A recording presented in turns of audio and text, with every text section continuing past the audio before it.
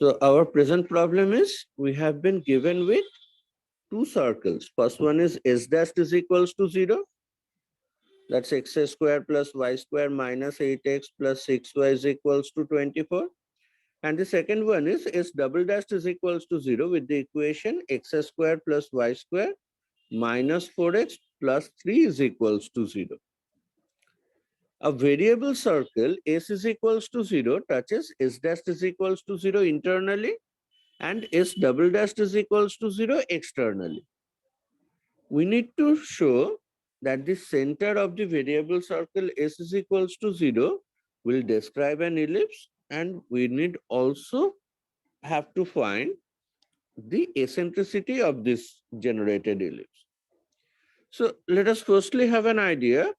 The first circle s dash is equals to 0. The center is at 4 comma minus 3 4 comma minus and the radius is 7 units. 7. So without the proper appearance of coordinate axis, I'm just drawing a circle.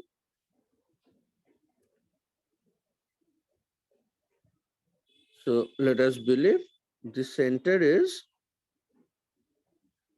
4 comma minus 3, or let us name it as some C1. Okay. And the radius is 7.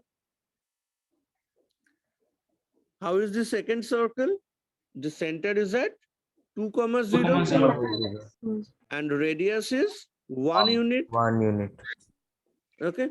So if this point is 4 comma minus 3, so 2 comma 0 we can believe with radius 1 unit will be such a circle which is completely contained inside. Yes, sir. So internally disjoint circle, even it will be of a bit lesser size, right? Yes, sir. We'll be having such a circle as s double dash is equals to 0. Let us mark the center of this circle as C2. Okay. So these two given circle, they are internally disjoint because the distance of their centers is less than the difference of the radii. The distance of the centers, if we try to have, Yes, sir. C2 is 2 comma 0 and C1 is 4 comma minus 3. So the distance between the two centers is root over 13 units. Yes, sir. And the difference of the radii, okay, let us mark this result. C1 is 4 comma minus 3 and radius of the first circle is 7 unit, whereas C2 is 2 comma 0 and second radius is 1. So that means C1, C2 less than difference of the radii. So that confirms the two circles are internally disjoint. Is it okay this far? Yes, sir. Yes, sir. Now there is a circle, a variable circle, which is contacting the second circle externally and the first one internally. Okay.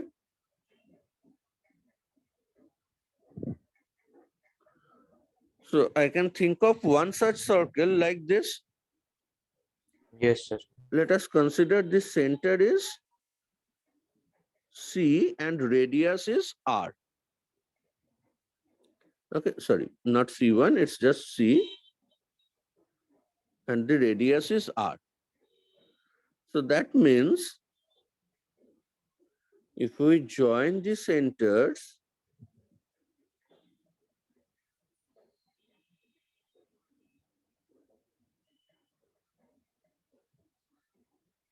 and mark this point as P, then we can confirm C1P is R1. Yes, sir. Okay. And over here, this much is R2, this much is R, okay? Yes, sir. And hence, this particular section must be R1 minus. R1 minus R, right? Yes, sir. Sir So, আপনি কি মানে distance দিয়ে করতে বলছেন? yes, I'm just going through analogy. I'll not calculate anything much. So for আমার the calculation variable point C, ক্যালকুলেশনটাই আটকে গেছে। C1 is R1 minus R, right? Yes sir. Is that clear to all? And Yes, sir. for the variable point C, CC2 is R2 plus R. Yes sir.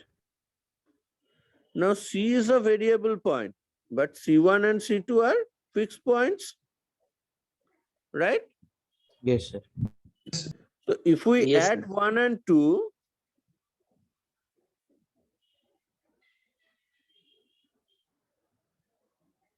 what does Okay, this sir. give? Yes sir, it's a fixed CC1 constant. plus CC2 is equals to R1 plus R2. Yes, sir. Okay. So you can R1 mark. minus R2. No, you are adding. Oh, okay, sir. If you subtract, will it be independent of R? No, sir. So as we are adding 1 and 2, we will get CC1 plus CC2 is equals to R1 plus R2. So that means for the variable point C,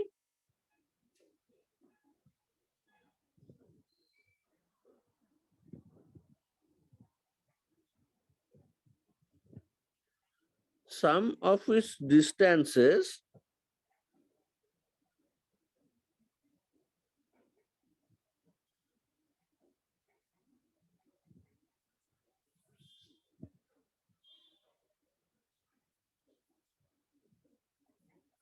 from two coplanar fixed points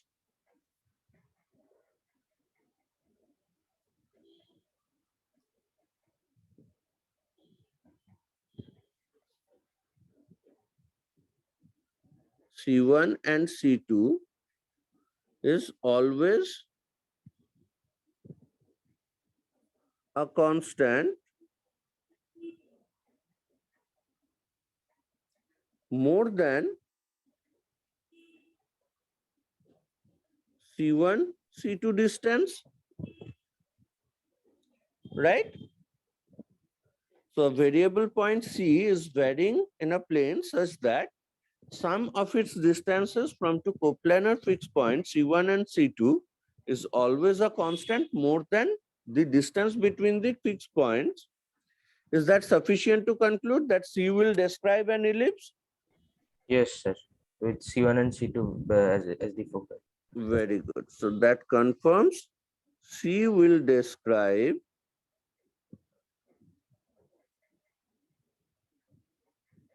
an ellipse with foci at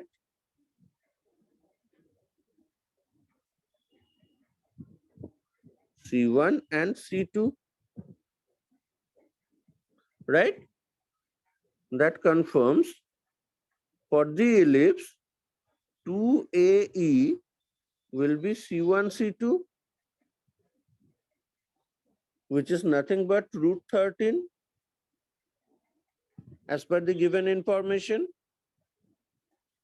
Yes, And sir. this R1 plus R2 must be the constant sum 2A. 2A. Yes. That's 7 plus 1, 8. So required eccentricity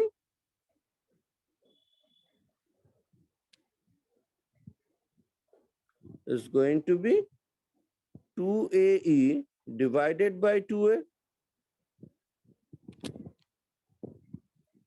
right?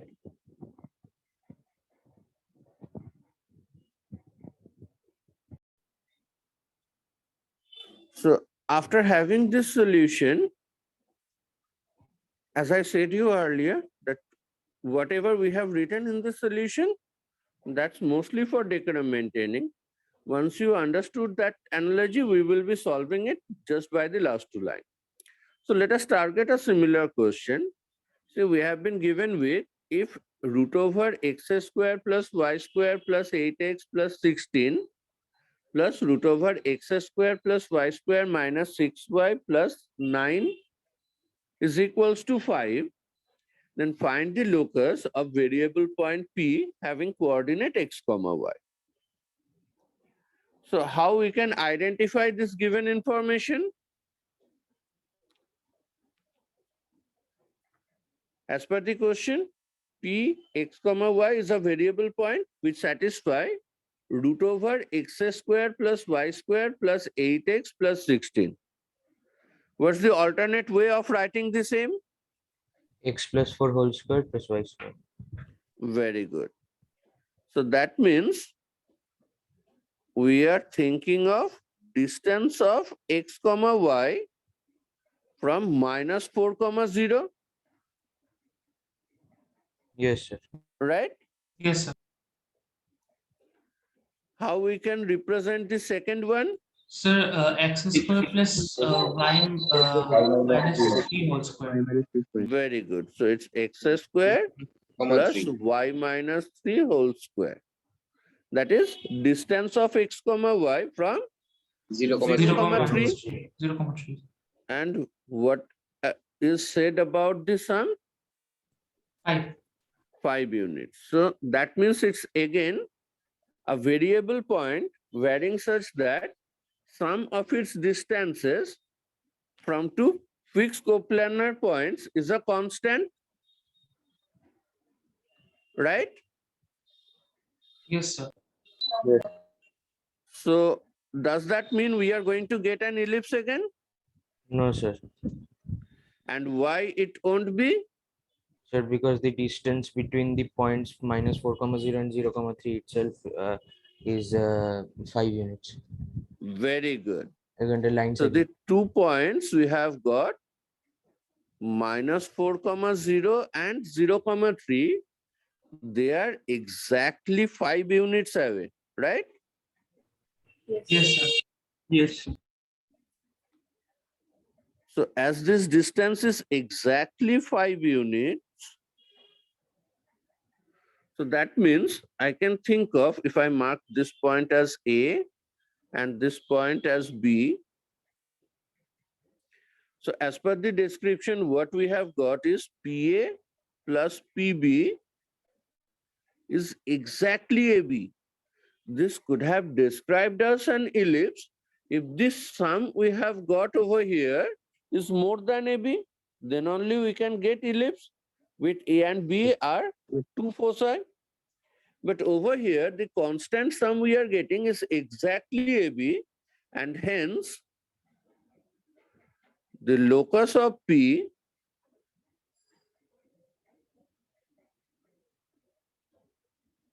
must be the segment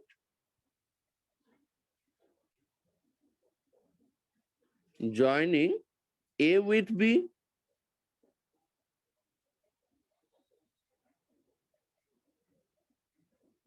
Right? Yes, sir. If we had any other constant than 5, say if the sum been given anything less than 5, then what should have been the locus?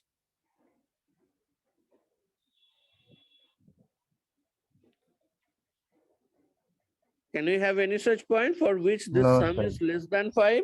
No, sir.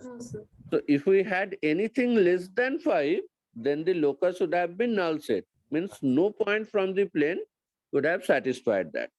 For exactly 5, we have got PA plus PB is equals to AB description satisfying, and hence the locus become a segment joining the two fixed points. If we had anything more than 5, then we should have It's an an ellipse. ellipse with foci at A and B, and eccentricity would have been 5 divided by that constant sum more than 5, Yes, sir. right? Yes, sir. If we get this is say something 5.5. Okay, so that means PA plus PB should have been 5.5. That's 2A. Whereas AB is still 5 units away. That's distance between the two foci, 2AE. So if you divide the distance AB by the given constant sum, which would have been something more than 5, then the ratio will be your eccentricity. Is that okay with everyone? Yes. Yes, sir. Yes, sir.